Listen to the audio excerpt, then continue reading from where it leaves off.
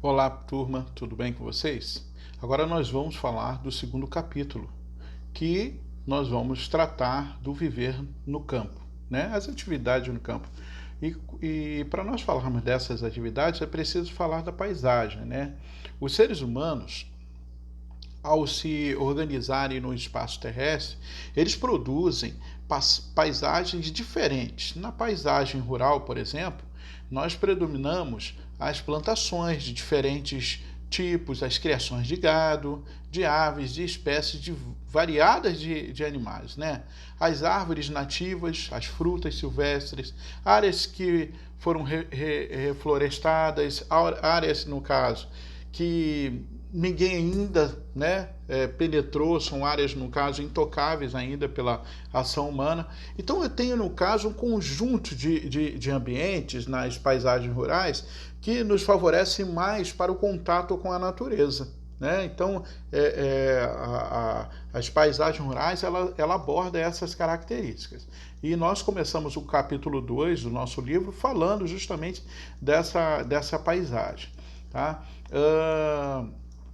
Nós precisamos também entender a questão, no caso, da interdependência do campo e a cidade, né? Quando nós falamos assim da paisagem rural, parece até que a área rural está completamente isolada, né? E quando falamos de área urbana, parece que está totalmente isolada uma da outra, mas não. Existe um processo que nós vamos chamar de interdependência, quando, na verdade, o campo precisa da cidade e a cidade precisa do campo. Citaremos aqui um exemplo de um suco de laranja, né? E aí, se nós formos ao supermercado, né, e comprarmos uma caixinha de suco natural, né, de laranja, nós vamos ver que aquele suco natural ele está numa caixinha num processo de industrialização. Então aquele produto ele veio da indústria, né? E se nós formos perguntar ao dono da indústria onde que ele veio, da onde que ele tirou aquela laranja, ele vai dizer que ele comprou lá do campo, lá do interior, lá da zona rural. Então nós estamos vendo que o supermercado ele precisa, no caso, vender o suco que foi produzido, no caso, foi industrializado, né, pela fábrica, e que, na verdade, para ele fazer esse produto, ele tinha que ter a matéria-prima lá do campo, da zona rural, que foi a laranja. Então, existe uma dependência da cidade para gerar recursos econômicos do produto que vem lá do interior. E aí eu pergunto a você, e se fosse o contrário? Vamos imaginar que o dono da fábrica, ele falasse lá com o seu Manuel, que é dono lá do plantio de laranja, que naquele mês, naquela safra, ele não iria mais comprar laranja, porque o supermercado não precisa, no caso do produto da laranja. Imagine que eles estão cheios de caixinhas de laranja que não foram vendidas lá no supermercado. O que ia acontecer com a laranja do seu Manuel lá no campo? Ia apodrecer, não ia? Então, na verdade, o campo ele está interligado à cidade, porque ele precisa que a cidade produza, haja, no caso, um sistema econômico funcional ali na cidade, de forma que lá na cidade as pessoas comprem o suco da fábrica, da caixinha da fábrica, para que a fábrica compre o produto, no caso do seu Manel, que é o dono da fazenda de laranja. Então, há uma interdependência um do outro. Tanto a cidade precisa do campo, como o campo precisa da cidade. Muitas fábricas, elas conseguem se alojar ou, no caso, por exemplo, se construir bem próximo, no caso, das grandes plantações. E aí nós chamamos, no caso, essas fábricas, nós denominamos essas indústrias, né, que são localizadas na zona rural, nós vamos denominar ela de agroindústria. É o nome que utilizamos para essas indústrias que estão bem pertinho ali, localizadas ali, para justamente evitar aquela questão, no caso, do desgaste do caminhão, de levar o produto. Então, elas se constroem, no caso, bem próxima, no caso, se localizam bem próximos, no caso, do campo, para que possam gerar, no caso ali, a fabricação do produto que vai atender a cidade, ok? Então, nesse aspecto aí da interdependência do campo e cidade, é isso que nós precisamos aí compreender, tá joia?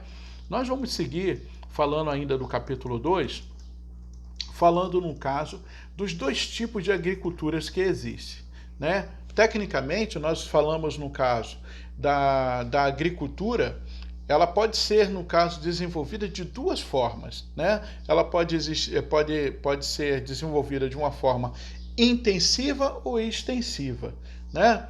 E é bom a gente entender como é que funciona isso, quais são os métodos utilizados de trabalho em cada uma dessas formas. Por exemplo, na forma extensiva, né?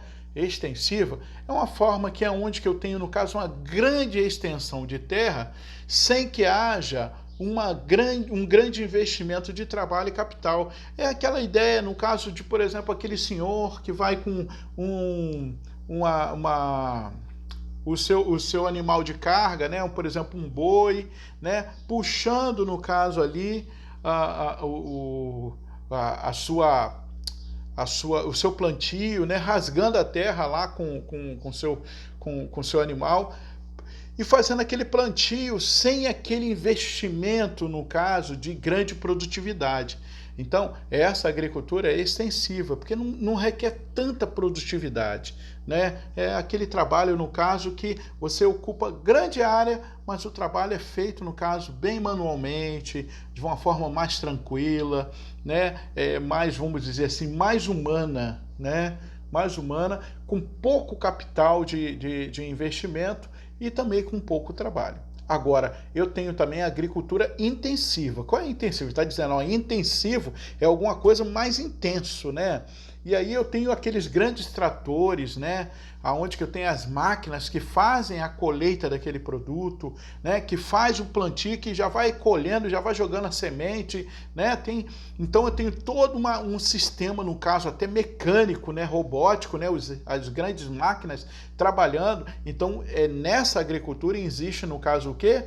Um investimento de autoprodutividade, um investimento, no caso, de trabalho, um investimento de capital para retirar autoprodutividade e alta rentabilidade, ok?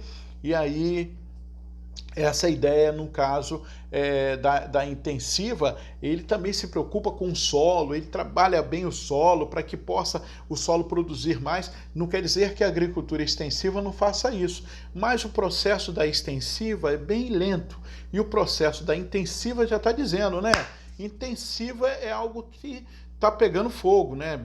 É um negócio assim mais inflamado, ok? Então, as duas formas, no caso da agricultura, como a agricultura funciona nas suas duas formas. Isso é bom a gente entender que também usaremos também essas duas linguagens, essas duas formas, na linguagem sobre a pecuária, tá ok? Sobre o assunto de pecuária. Entretanto, nesse momento, nós vamos tratar aqui sobre a questão, no caso, do solo, né? É importante a gente entender, no caso, que o solo, né, onde existe o processo da agricultura, ele se divide, no caso, em 4 horizontes principais. Nós chamamos eles de horizonte A, B, C e D. Na camada, no caso do horizonte A, é a camada superficial na qual a vegetação se fixa. Predomina ali, no caso, os humus, né, que são as matérias orgânicas em decomposição. Então, na primeira camadinha da Terra, nós temos ali, no caso, a camada horizontal, que é a camada A, ok? Camada superficial, no caso, é o horizonte A. No horizonte B, né, por que horizonte? Né? Porque é na forma, no caso da nossa visão, horizontal. Nós vamos dividir um pedaço de terra e vamos olhar de forma horizontal e não de vertical, tá? Por isso usamos a linguagem horizonte. Então, o horizonte B, que é a segunda camada, né, que é depois do horizonte A, também é denominado subsolo.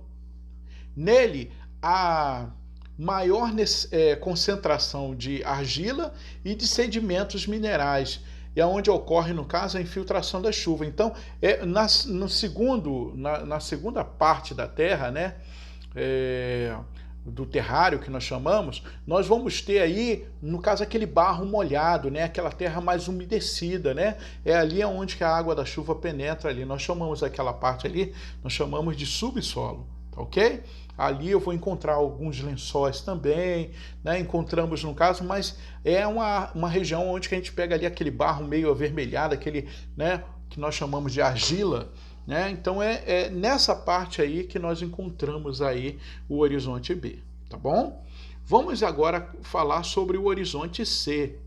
Nesse horizonte, parte dos sedimentos ainda não se desinterioraram, né? E eu tenho também aí, nessa parte, que ele é composto por rochas soltas e em contato com partes ainda não erodidas. Então, quer dizer, eu tenho aqui uns pedaços de rochas enormes, com alguns pedaços de rochas pequenininhas, de pedras pequenininhas. Então, é uma região, no caso aí, que eu tenho ali, vamos dizer assim, é o meio termo entre o horizonte B e o horizonte D, onde que eu tenho bastante rochas, pedras, mas elas estão aí em sedimentos, quer dizer, elas são de vários tamanhos, tá ok?